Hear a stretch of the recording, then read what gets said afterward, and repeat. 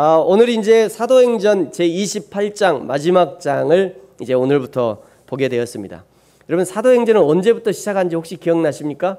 우리 주일날은 맨날 사도행전만 하는 것 같은 느낌이 드시죠? 2016년 6월 달부터 시작했어요. 그러니까 작년 6월 달부터 시작해서 이제 8월이니까 8월 한 달은 할 것 같아요. 그러니까 약 1년 3개월 정도 계속해서 이 사도행전을 보고 있는 것 같습니다. 오늘 28장 10절까지고요. 이제 2번 정도 하면 사도행전이 전체 마무리가 될 것 같습니다. 작년 6월부터 나는 한 번도 주일에 안 빠졌다. 손 들어보세요. 작년 6월부터 난 주일에 한 번도 이야, 우리 박기순 집사님 우리 장로님 권사님, 네, 우리 교인들, 네, 손 내리시고요. 저희 교인들은 거의 다 안 빠져요. 아마 대한민국 교회에서 이렇게 출석률 좋은 교회도 드물 겁니다. 우리 교회는 잘 안 빠지죠. 너무 감사하죠. 그래서 이제 작년 6월부터 한 번도 안 빠지고 쭉 들으신 분들은 이 사도행전을 전체 처음부터 끝까지 정독하게 되는 거예요. 주일에 우리가 조금씩 읽잖아요. 조금씩 읽고 설교를 들으니까 사도행전을 정독하게 된 겁니다. 28장까지. 그것만 해도 굉장히 의미가 있는 거죠. 여러분, 이제 만약에 내가 중간중간에 좀 못 들었다, 설교를 못 들었다, 일이 있어서 못 들었다 그러면 저희 교회 홈페이지 가시면 주일날 설교하면 바로 올라갑니다. 오후에. 그러니까 그걸 다시 한번 들으시면서 이게 이런 의미였구나, 사도행전 이 부분을 통해서 이런 의미가 있구나, 이렇게 알아가시면 더 좋을 것 같습니다. 지난주에 사도행전 27장에서요, 이제 죄수를 태운 배가 바울의 반대 의견에도 불구하고 경제 논리에 또 여론에 밀려서 출항하게 되었죠. 처음에는 남풍이 순하게 불어서 유리 같은 바다를 그냥 쭉 미끄러져 갔습니다만 그것도 잠시 유라굴로라는 동북풍의 태풍을 만나서 배가 깨지고 침몰하는 그런 위험에 놓이게 되었습니다. 배가 침몰하지 않기 위해서 배에 실었던 물건들도 다 버리고 마지막에 그냥 배를 운항을 하면서요, 마지막에 이 운행하기 그래도 살아남기 위해서 배에 있는 가장 필수적인 그런 도구들까지 다 버리면서 이제 살아남고자 했던 거죠. 그때 이 절체절명의 순간에 바울이 거기에 일어나서 이렇게 선포합니다. 여러분, 안심하십시오. 어젯밤에 하나님의 사자가 내 곁에 서서 말씀하셨습니다. 우리 중에 단 한 사람도 죽지 않을 것입니다. 여러분, 안심하십시오. 바울이 안심하라고 선포했죠. 그러면서 그 배 안에서 예수님의 성찬식을 떠올리는 산상 성찬식이 베풀어졌습니다. 사랑하는 성도 여러분, 우리가 어떤 상황이든지 내 인생의 배가 폭풍을 만나 깨질 위험에 있든지 아니면 모래톱에 걸려서 좌초할 위험에 있든지 큰 파도가 내 배를 삼켜서 뒤집어질 상황이 되었다 할지라도 그 위험한 순간에 예수님을 붙잡고 하나님의 말씀을 붙잡고 십자가의 은혜를 붙잡으면 우리는 반드시 안전하게 될 것입니다. 그것이 성경이 가르쳐 주시는 진리인 것입니다. 이렇게 선상에서 성찬식이 벌어진 이후에 그 다음 날에 바로 배가 땅을 발견하고요, 또 해안으로 배를 대서 이제 배가 상륙을 시도하게 됩니다. 오늘 27장 44절에 어제 지난주에 27장 오늘 본문 바로 위에 27장 44절에 보면요, 마침내 사람들이 다 상륙하여서 구조가 되었다 이렇게 말씀하고 있죠. 그리고 오늘 28장 1절에도 우리가 구조된 후에 이렇게 나오고 있어요. 여기 구조라고 하는 이 단어는요, 헬라어로 소조라는 단어입니다. 소조라는 단어인데 이 단어는 물리적으로 그 몸을 위험에서 건져냈다 이런 의미가 있어요. 그런데 27장 44절과 오늘 28장 1절에 있는 이 단어 앞에는 소조라는 단어 앞에 디아라고 하는 전치사가 붙어 있어요. 이 디아소조, 이제 디아소조라고 있는 거죠. 그러면 이 구조라는 거를 디아소조라고 하는 이 단어는 어떤 의미냐면요, 어떤 것을 통해서 완전하고 안전하게 구조가 되었다, 이런 의미입니다. 좀 더 깊은 의미로는 몸과 영혼의 완전한 구조를 의미하고 있어요. 몸과 영혼의 완전한 구원을 의미할 때 이 디아소조라는 단어를 사용합니다. 그렇게 바울과 바울의 일행이 구조가 되고요. 그 구조된 섬이 어느 섬이냐? 오늘 1절에 보면 멜리데 섬이다, 이렇게 기록하고 있어요. 이 멜리데 섬이 바로 여기 있는 거죠. 이게 이렇게 폭풍에 막 밀려서 도착한 곳이 이 멜리데 섬이에요. 이 멜리데 섬의 지금 이름은 뭐냐면 몰타라는 섬입니다. 몰타라는 섬은 여러분 많이 들어보셨죠? 지중해의 휴양지, 지중해의 보물로 알려진 몰타라는 휴양지입니다. 결혼하신 분은 몰타로 한번 가면 좋을 것 같아요. 몰타 휴양지. 여기가 이제 몰타 지역입니다. 이렇게 바다 너무 좋잖아요. 휴양지. 제가 이거 보면서 우리 교회 전 교인 휴양지를 저리 가야 되겠구나. 전 교회 휴양회를 저리 가면 좋겠다. 네, 그렇습니다. 여기가 이제 지중해의 보물이라고 하는 몰타라는 곳이에요. 저기가 이제 지금 이름이, 예전의 이름이 멜리데라고 하는 이름이었고요. 이 멜리데라는 이름의 뜻은 피난처, 이런 의미입니다. 여러분, 신기하게도 피난처라고 하는 이름을 가진 멜리데에 폭풍에 떠밀렸던 바울 일행이 피하게 된 것이에요. 디아소조, 구원함을 받게 된 것입니다. 멜리데라는 섬에 상륙했는데 마침 그때 비가 오고 날이 차다, 2절에 이렇게 말씀하시죠. 여기 비가 오고 날이 차다는 것은요, 뉴스에서 앵커가 나와가지고 오늘은 비가 오고 날이 차겠습니다, 이런 의미가 아닙니다. 이 비가 오고 날이 차다고 하는 이 얘기는 계절이 바뀌었다는 얘기예요. 계절이 바뀐다는 얘기입니다. 이제 가을에서 곧 겨울로 접어든다는 그런 표현이 바로 이 비가 오고 날이 차다고 하는 그런 의미인 것이죠.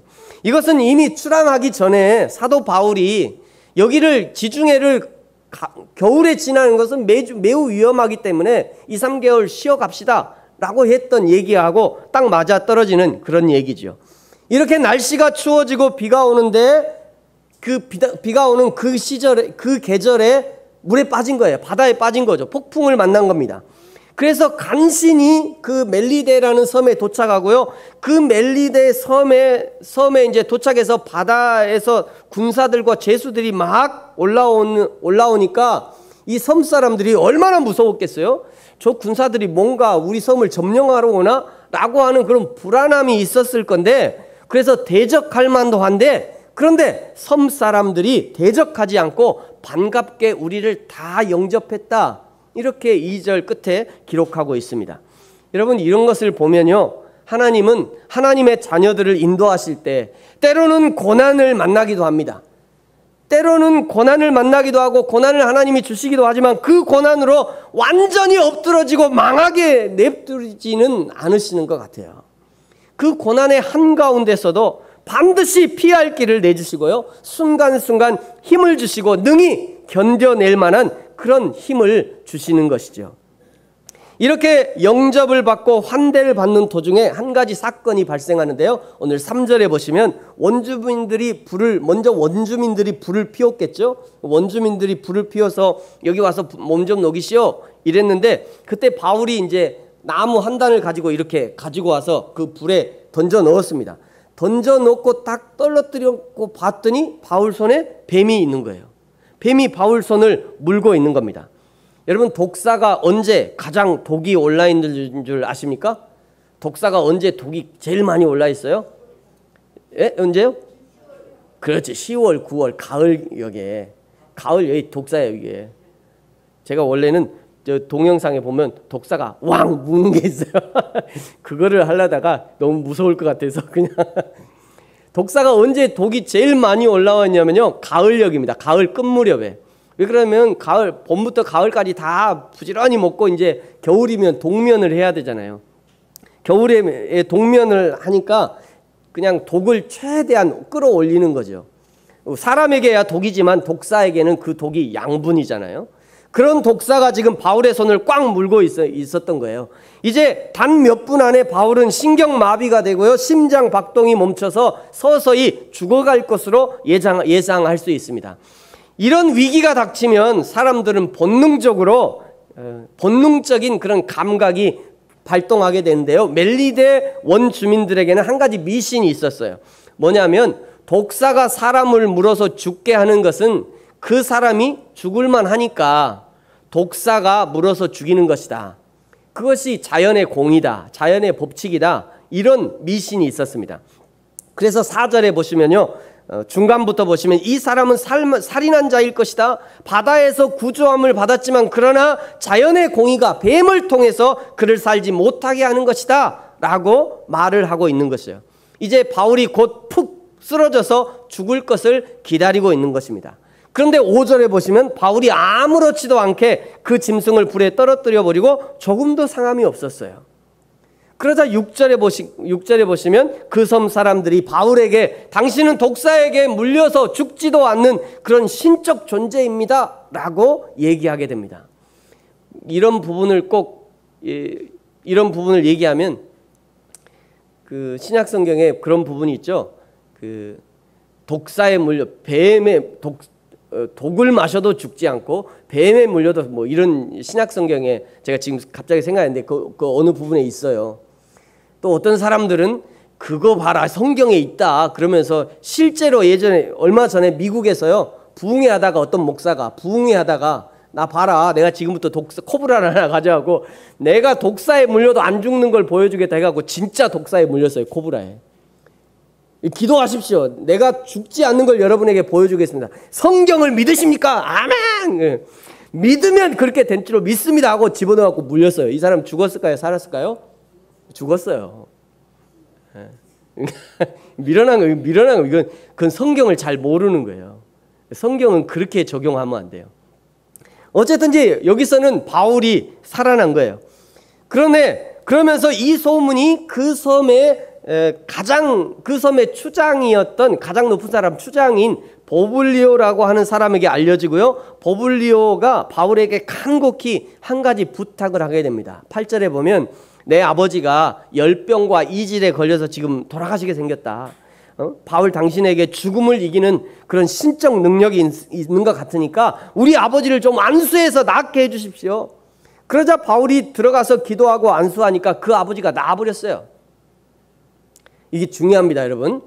이게 굉장히 중요해요. 바울이 안수하니까 나았어요. 왜 바울이 안수하니까 나았을까? 이게 중요합니다. 이제 중요해요. 위에 아까 방금 전에 얘기했던 독사에 물려도 안 죽는 거라든지 여기 바울이 안수하니까 낫는다든지 이게 다 이유가 있는 거예요. 이게 하나님이 그 이유가 있으니까 이렇게 되게 하는 겁니다. 자, 그러면 지금도 바울 같은 하나님의 사람이 나와갖고 안수하면 다 나을까요? 안 나아요. 그러지 마세요. 안 나아. 왜 안 나온 줄 아세요?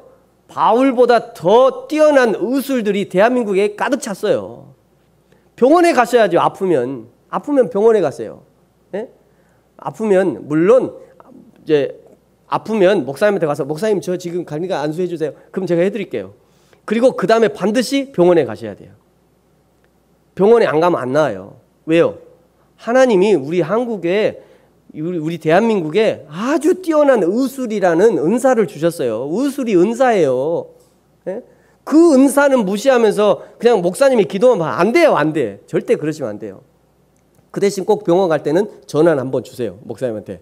그냥 목사님이 기도할 거 아니에요. 아, 우리 성도, 하나님 우리 성도가 지금 병원 가고 있습니다.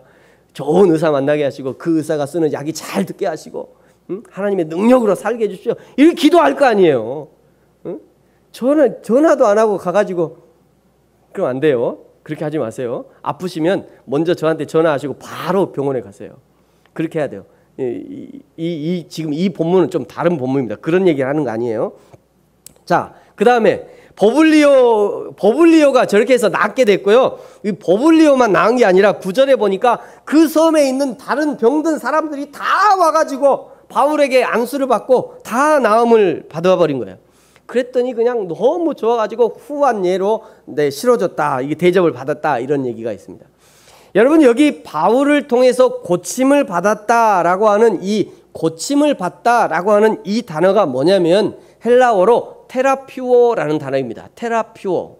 여러분 어디서 들어본 단어 같지 않아요? 테라퓨어. 테라피 들어보셨죠? 테라피. 뭐 테라피 요법 뭐 이런 거 있잖아요. 뭐 향 같은 거 이렇게 피워놓고 이게 막 테라피. 그 테라피를 여기서 나온 겁니다. 이 테라퓨어라고 하는 단어는 좀 신기한 단어인데요. 이 단어에는 여러 가지 의미를 포함하고 있어요. 첫 번째는 어떤 의미냐면 시중들다 하는 의미가 있습니다. 시중들다. 그 다음에 찬양하다, 하나님을 찬양하다라고 하는 의미가 있어요. 또 병에서 고침을 받다라는 의미가 있고요. 또 하나님을 경배하다, 이런 의미가 이게 복합적으로 갖고 있는 거예요. 그러니까 테라퓨어라는 단어를 사용해서 이 멜리데 섬에 있는 병든 사람들이 그냥 육신의 병만 나은 것이 아니라 그의 영적인 병, 하나님을 알지 못하는 병, 하나님을 찬양하지 못했던 그 병까지도 다 나았음을 보여주고 있는 겁니다. 이것은 이 멜리데 섬에 하나님의 복음이 전파되었다는 것을 보여주고 있는 거예요. 이 멜리데 섬에. 여러분, 이제 우리가 전체 이 사도행전의 흐름 속에서 오늘 이 멜리데 섬에 상륙한 것이 어떤 의미가 있는지 한번 살펴보겠습니다. 하나님은요, 사도 바울, 사울이라고 하는 한 청년, 예수 그리스도를 믿는 사람들을 잡아서 죽이려 했던 이 사울이라고 하는 한 청년을 택하셔서 이방인의 사도로 삼으시고요, 당시 세계의 중심이었던 로마에 가서 복음을 전하기를 원하셨습니다. 그래서 예루살렘에서 시작된 이 복음이 로마에 전달되게 되는 겁니다. 로마에 전해지면 당시의 세계의 중심이었던 로마, 그 로마에 복음이 전해지면 로마가 전 세계를 지배하기 위해서 전 세계로 닦아놓은 이 왕의 대로를 통해서 전 세계로 복음이 전해질 수 있는 거예요. 예수님이 마지막 말씀하셨던 유언, 땅끝까지 이르러 내 증인이 되라, 복음의 증인이 되라고 하셨던 그 말씀을 실현 가능하게 되는 겁니다. 이 로마의 복음이 전해지면 말이죠. 여러분, 하나님의 열심은 바울을 죄인의 신분으로, 자비로 가면 시간도 많이 들고 돈도 많이 들 수밖에 없는데 로마행을 국비를 들여서 가게 되는 거예요. 하나님의 열심입니다. 국비 장학생으로 로마까지 가게 되는 거예요. 하나님의 열심이에요. 그것도 순풍을 타고 가면 유유자적 길도 오랜 시간이 걸리겠지만, 그러나 하나님이 유라굴로라고 하는 태풍을 일으키셔서 아주 로마 쪽으로 한 번에 싹 밀고 가시는 거예요. 하나님의 열심입니다. 하나님의 급하심을 표현하고 있는 것이에요. 여러분, 우리도 가끔 하나님이 태풍과 같이 일하시는 것을 경험하기도 합니다. 정신없이 몰고 가시다가 어느 순간에 뒤돌아보면 벌써 여기까지 왔나? 놀라는 경우들이 있어요. 여러분, 우리의 신앙도 그렇고 하나님의 일도 그렇습니다. 여러분, 그만큼 하나님의 열심이 몰고 가고 있는 것이에요. 이 하나님의 열심에 나도 동참하면 하나님의 손이 되고 하나님의 발이 되어서 하나님이 하실 일에 부지런히 쓰임받게 되는 것입니다. 이왕 태풍으로 밀고 가실 거면, 그렇잖아요. 이왕 태풍으로 몰고 가실 거면 로마의 코앞에다 떨어뜨려 주시지, 그 와중에 멜리데라고 하는 작은 섬에 떨어뜨리시고 거기서도 복음을 증거하게 하시고 구원의 축복을 주시는 것이에요.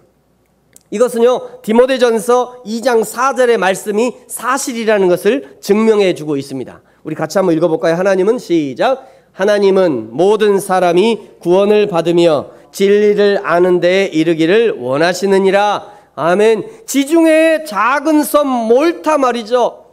지중해의 작은 섬이지만 정상으로 갔으면 이렇게 갔어야 돼요. 그렇죠? 미항에서 출항해서 이렇게 로마로 직선으로 가는 이 거리가 있어요. 이 거리가 있음에도 불구하고 이렇게 갔어야 되는데, 하나님은 하나님의 태풍이라는 하나님의 도구를 사용하셔서 이 작은 섬에 복음이 증거되게 하신 것입니다. 하나님의 목적도 로마고 바울의 목적도 로마였지만, 그러나 로마로 가는 그 과정에서도 멜리데라고 하는 이 작은 섬에 구원의 복음을 떨어뜨려 주고 가신 거예요. 여러분, 교회에서 많은 일들이 일어납니다. 교회에는 많은 일들이 있죠. 큰 교회에서는 큰 일들이 있고요. 작은 교회에서는 작은 일들이 있어요. 이 8월에 대한민국의 거의 대부분의 교회들이 그냥 성경학교를 하고 교회 수련회를 하는 일들을 많이 할 것입니다. 목적은 한 가지예요. 영적 성장, 그리고 교회의 하나됨. 이것이 목적인 것이죠. 그래서 좋은 강사들도 모시고 좋은 곳을 선택해서 집회를 갖기도 합니다. 성경학교나 수련회가 지나고 나면 교회적으로 개인적으로 많은 은혜를 받고 성장해 있다는 것을 발견하게 됩니다. 그런데 그 성경학교에서만 또는 수련회에서만 은혜를 받는 것이 아니더라고요. 성경학교를 준비하는 과정에서 하나님의 은혜를 누리게 돼요. 수련회를 준비하면서 여러 팀으로 모여서 연습을 하면서 준비를 하면서 미리 은혜를 주시는 경우들이 너무 많아요. 미리 땡겨서 받는 은혜를 땡겨서 받는 겁니다. 비록 로마를 목표로 태풍까지도 동원하셔서 하나님이 밀고 가시지만, 그러나 로마 가는 길목에 멜리데라는 작은 섬, 그 섬의 원주민들까지도 하나님은 놓치지 아니하시고 모른다 하지 아니하시고 그 섬에도 구원의 은혜를 주시는 것이에요. 여러분, 그래서 지혜 있는 사람은요, 은혜를 사모하는 사람은 과정 중에 주시는 은혜도 놓치지 않으려고 집중합니다. 은혜를 받는 사람을 가만 보면요, 그 집회 현장에서가 아니라 이미 준비하는 과정에서 하나님의 은혜를 경험하게 돼요. 여러분, 우리의 인생도 다 과정 아닙니까? 저와 여러분의 인생이 다 과정이에요. 언젠간 지나갑니다. 그러므로 지혜 있는 사람은 이 과정에 과도하게 집착하지 않게 돼요. 왜 그렇습니까? 우리의 영원한 하늘 아버지의 집이 우리의 목표이기 때문에 이 과정에 집착하지 않는 거예요. 여러분, 교회도 마찬가지입니다. 오늘 우리 부르심 교회를 섬기는 저와 여러분도 사실은 모두 다 과정 중에 있어요. 우리의 목표는 주기도문에 고백하는 것처럼 하나님의 나라가 임하고 하나님의 뜻이 이 땅에 이루어지는 것, 그것이 우리의 목표 아닙니까? 그것을 위해서 그 과정 중에 교회도 섬기고 사람들도 섬기고 사랑하고 훈련도 받고 교회를 위해서 무엇인가 헌신도 하고 하는 것입니다. 그 과정에도 하나님의 은혜가 숨어 있는 것이에요. 그것을 아는 사람들은 교회를 섬기는 일에도 성실하고 충성스럽게 섬기고 사람을 사랑하고 섬기는 것도 성실하게 그리고 정성껏 섬기는 것입니다. 그러다가 과정 중에 숨어있는 이 하나님의 은혜를 발견하면 그것 하나하나가 얼마나 기쁘고 감사한지 알 수 없는 것이죠. 사랑하는 성도 여러분, 오늘 멜리데 섬에 이루어진 이 하나님의 구원과 축복이 저와 여러분의 삶 가운데도 있어지기를 축복합니다. 그리고 우리는 모두 다요, 인생과 가정과 교회라고 하는 이 작은 멜리데 섬에 모두 다 도착해 있어요. 우리 모두 다 말이죠. 우리는 모두 다 지금 이 멜리데 섬이라고 하는 작은 점과 같은 작은 섬에 있는 거예요. 우리 인생이 그렇다는 거죠. 우리 교회가 그래요. 우리의 가정이 그런 것이죠. 그곳에 우리를 부르시고 모으신 이유는 이곳에서 복음의 삶을 살아내고 훈련하고 아직도 복음을 알지 못하는 사람들에게 복음의 소식을 전하기 위해서 우리를 부르신 것입니다.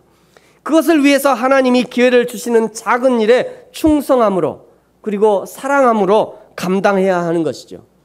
여러분, 때로는 이 작은 섬에서 뱀에 물리는 사고가 일어날 수도 있고요, 열병과 이질이라는 고난이 찾아올 수도 있겠습니다. 그러나 이 모든 것이 하나님의 은혜와 사랑을 경험하는 좋은 기회임을 알고 감사함으로 감당함으로 여호와 하나님 앞에 칭찬받고 상급받는 저와 여러분이 되어지기를 예수님의 이름으로 축복합니다. 아멘.